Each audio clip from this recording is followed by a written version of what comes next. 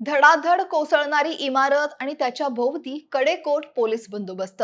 हे दृश्य आहे एमआयएम नगरसेवक मतीन पटेल यांच्या मालमत्तांवर झालेल्या बुलडोझर कारवाईचं. 10 जेसीबी, पोकलेन आणि 100-150 पोलीस आणि मनपाच्या अधिकाऱ्यांनी काही मिनिटात सगळं सपाट करून टाकलं. निदा खानला लपायला मदत करणं मतीन पटेलांना महागात पडलंय.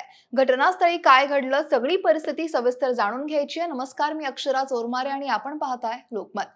छत्रपती संभाजीनगरमध्ये महानगरपालिकेनं एमआयएमचे नगरसेवक मतीन पटेल यांच्या अनेक अवैध बांधकामांवर बुलडोझर फिरवला. सकाळी 10 वाजल्यापासून सुरू झालेली ही कारवाई अत्यंत कडेकोट पोलीस बंदोबस्तात पार पडली. यासाठी महानगरपालिकेचे 150 अधिकारी, कर्मचारी, 10 जेसीबी, 2 पोकलेन मशीन वापरण्यात आल्या.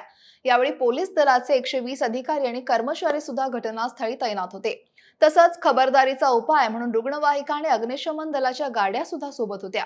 पटेल यांचं हॉटेल, शोरूम, कार्यालय आणि निवासस्थानासह अनेक ठिकाणी अवैध बांधकामं होती, ज्यांवर महापालिकेचा हातोडा पडला. यामध्ये भडकल गेट इथलं हॉटेल नूर, औरंगाबादपुरा इथलं कार्यालय आणि उस्मानपुरा इथल्या शोरूमचा सुद्धा समावेश आहे.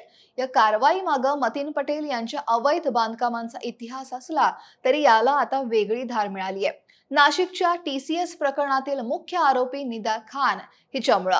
मतीन पटेल यांच्यावर निदा खानला आश्रय दिल्याचा आरोप आहे. 7 मे रोजी निदा खानला छत्रपती संभाजीनगरमधून अखेर अटक करण्यात आली होती. निदा खान आणि तिच्या कुटुंबियांना पोलिसांपासून वाचवण्यासाठी छत्रपती संभाजीनगरमध्ये सुरक्षित स्थळ मिळवून देण्यात मतीन पटेल यांनी महत्त्वाची भूमिका बजावल्याचं एकूणच पोलीस तपासात समोर आलं. फक्त राहण्याची सोयच नाही तर तपासाची दिशा भरकटवण्यासाठी आणि पोलिसांपासून लपून राहण्यासाठी पटेल यांनी निदा खानला वेळोवेळी मदत केल्याचा आरोप हा त्यांच्यावर ठेवण्यात आलाय. या प्रकरणात मतीन पटेल यांना सह आरोपी सुद्धा करण्यात आले. आता निदा खानवर धार्मिक छळवणूक आणि लैंगिक शोषणासारखे गंभीर आरोप आहेत. या आरोपानंतर अवघ्या काही दिवसातच महानगरपालिकेनं मतीन पटेल यांच्या अवैध बांधकामांवर कारवाईचा आता बडगा उघडल्याचं पाहायला मिळतंय. महानगरपालिकेनं ही कारवाई पूर्णपणे कायदेशीर पद्धतीनं केली असल्याचं म्हटलंय. 9 मे रोजीच महापालिकेनं पटेल यांना अवैध बांधकामांबाबत नोटीस बजावली होती आणि 72 तासात स्पष्टीकरण मागितलं. पटेल यांनी या कारवाईला स्थगिती मिळवण्यासाठी न्यायालयात सुद्धा धाव घेतली. तशा बातम्या आल्या, मात्र न्यायालयानं त्यांना कोणताही दिलासा द्यायला नकार दिला.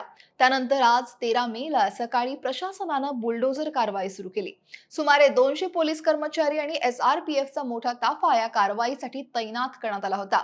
या कारवाईमुळे राजकीय वर्तुळात मोठी खळबळ उडाल्याचं पाहायला मिळतंय. यासोबतच फक्त एमआयएमच्याच नगरसेवकावर कारवाई का? भाजप किंवा शिवसेनेच्या नगरसेवकांचं अतिक्रमण कधी काढणार, असा सवाल सुद्धा एमआयएम कडून विचारण्यात आला. या प्रश्नावर उपायुक्तांनी ठामपणे उत्तर दिलं. ज्या नगरसेवकांविरोधात तक्रारी प्राप्त होतील त्यांच्याबाबतही हीच कायदेशीर पद्धत अवलंबली जाईल आणि जर बांधकाम अनधिकृत असेल तर निश्चितपणे कारवाई होईल, असं त्यांनी स्पष्टपणे म्हटलं. यावर इम्तियाज जलील यांनी सुद्धा स्पष्ट केलंय. दुसरीकडे छत्रपती संभाजीनगरचे महापौर समीर राजूरकर यांनी मत स्पष्ट केलं की मतीन पटेल यांच्यावर अनेक अवैध बांधकामांचे आरोप आहेत. त्यांची नगरसेवक पदाची खुर्ची सुद्धा धोक्यात येऊ शकते. कायद्यानुसार कोणत्याही नगरसेवकाचं अवैध बांधकामात प्रत्यक्ष किंवा अप्रत्यक्ष हितसंबंध आढळल्यास त्यांचं पद रद्द होऊ शकतं. मतीन पटेल यांनी यापूर्वी शाळा आणि उद्यानासाठी आरक्षित भूखंडांवर अतिक्रमण केल्याचे आरोप होते.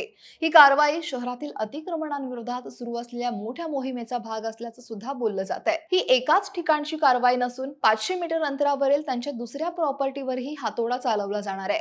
ही आमची नियमित स्वरूपाची कारवाई आहे आणि सद्यस्थितीतील प्रकरणाशी याचा कोणताही संबंध नाही आणि असेल तर तो फक्त योगायोग आहे, असं महानगरपालिकेच्या अधिकाऱ्यांनी नमूद केलं.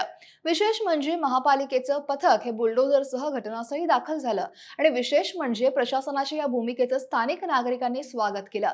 कारवाई दरम्यान काही लोकांनी महापालिका आयुक्तांवर फुलांची उधळण केली.